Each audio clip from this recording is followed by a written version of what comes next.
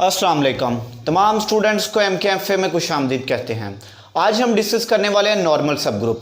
Normal सब group क्या होता है? असल में ये भी एक तरह का एक सब ग्रुप ही है। इसके लिए बस इस पर एक कंडीशन लगा दी जाती है जिस वजह से हम इसको नॉर्मल सब ग्रुप कहते हैं।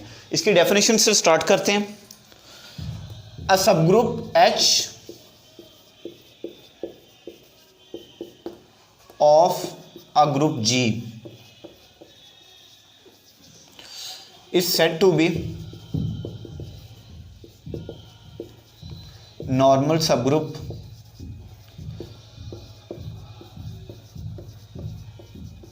of G if G inverse belongs to H for all G belongs to G and H belongs to H। एक सब ग्रुप हमने लिया है H जो कि G का सब ग्रुप है, एक ग्रुप G का। ये सब ग्रुप नॉर्मल सब ग्रुप तब कहलाएगा अगर G inverse belongs to H ये वाली कंडीशन होल्ड कर जाए। अब ये असल में क्या है, हमने H के अंदर से एक एलिमेंट उठाना है जो कि हमने स्मॉल h ले लिया, उसको मल्टीप्लाई करवाना है किसके साथ? G के एलिमेंट के साथ। एक साइड पे G का एलिमेंट लगाना है, दूसरी साइड पर उसी एलिमेंट का क्या लिखना है आपने?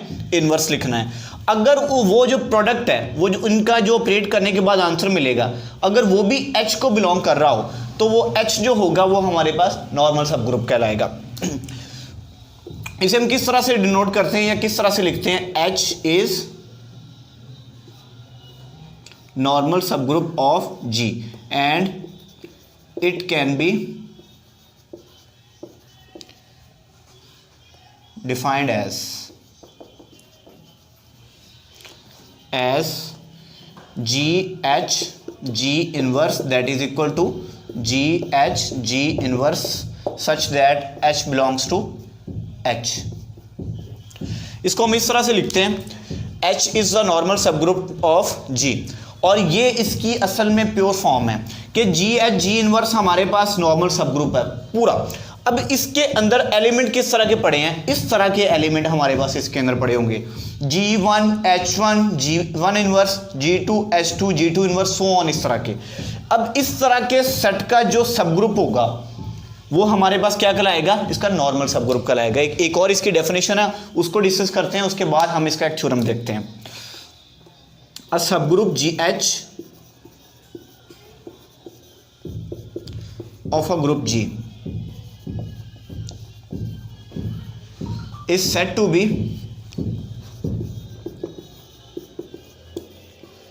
normal subgroup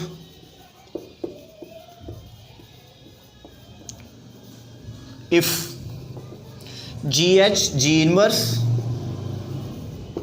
is subset H।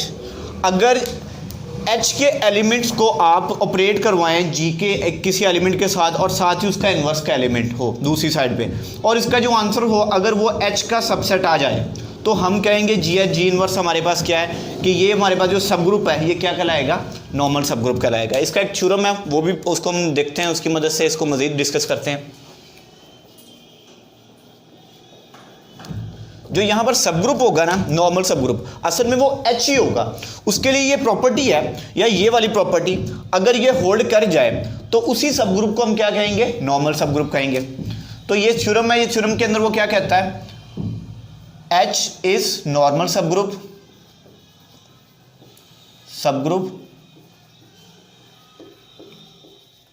If and only if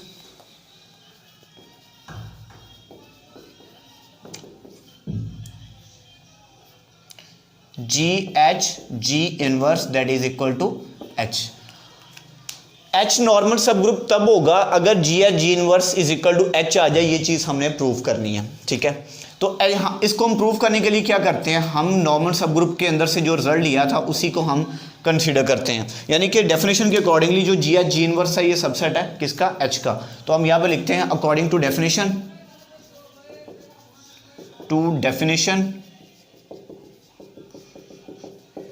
of normal subgroup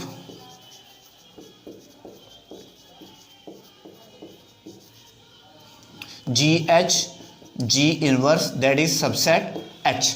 ये नॉर्मल सब ग्रुप की डेफिनेशन के अंदर से हमने रिजल्ट लिया है। और हम इसे इस तरह भी लिख सकते हैं, and ji inverse H ji is subset H. हम इसे ऐसे भी लिख सकते हैं कि पहले उसका इन्वर्स लिख लें, बाद में वो एलिमेंट लिख लें। इसको मैं 1 का नाम दे देता हूँ, इसे आगे सॉल्व करता हूँ। अब G inverse H G as it is, both sides पर मैं जी को मल्टीप्लाई करवा रहा हूँ, इस साइड पर भी और इस साइड पर भी। तो ये जी जी इनवर्स क्या हो जाएगा, identity H G is subset ji H. अब बोथ साइड्स पर मैं दोबारा से मल्टीप्लाई करवा रहा हूँ जी इनवर्स को, वो राइट साइड पे मल्टीप्लाई करवा रहा हूँ, तो ये आइडेंटिटी हो जाएगा। तो हमें क्या रिजल्ट मिलेगा, H is subset ji H G inverse.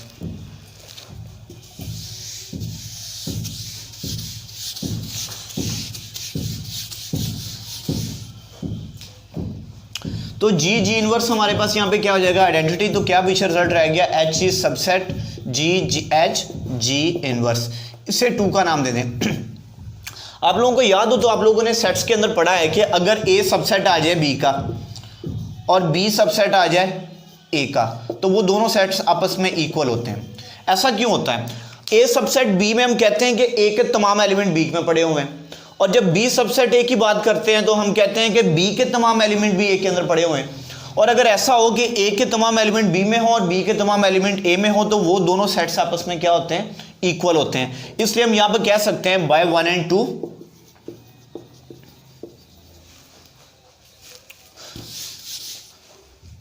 1 and 2 के अकॉर्डिंगली एच के तमाम element G H G inverse के अंदर मौजूद हैं और जी एच जी इनवर्स के तमाम एलिमेंट एच के अंदर मौजूद हैं। तो इनको कंपेयर करेंगे या इन दोनों की मदद से हम क्या चीज़ प्रूव कर सकते हैं कि जो एच है वो इक्वल है किसके, जी एच जी इनवर्स के, क्योंकि एच के तमाम एलिमेंट इसमें जी एच जी इनवर्स में और जी एच जी इनवर्स के तमाम एलिमेंट एच में है। इसका मतलब कि इन दोनों के एलिमेंट्स क्या होंगे, एक दूसरे के सेम होंगे।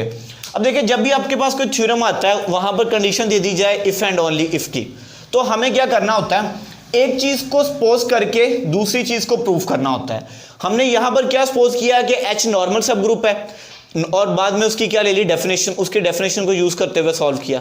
अब हम सपोज करेंगे कि जी एच जी इनवर्स जो है वो एच के इक्वल है और प्रूव करेंगे कि एच एक नॉर्मल सब ग्रुप है। तो हम लेते हैं कन्वर्सली सपोज दैट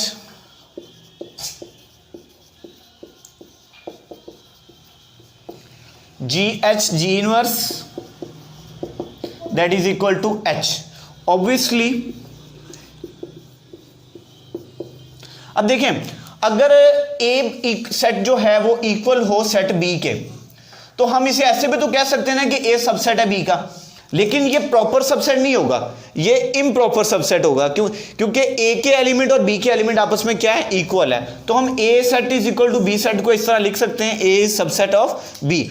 अगर जी एच जी इनवर्स जो है एच के इक्वल है, तो हम इसको ऐसे भी तो लिख सकते हैं, जी H G inverse is subset H.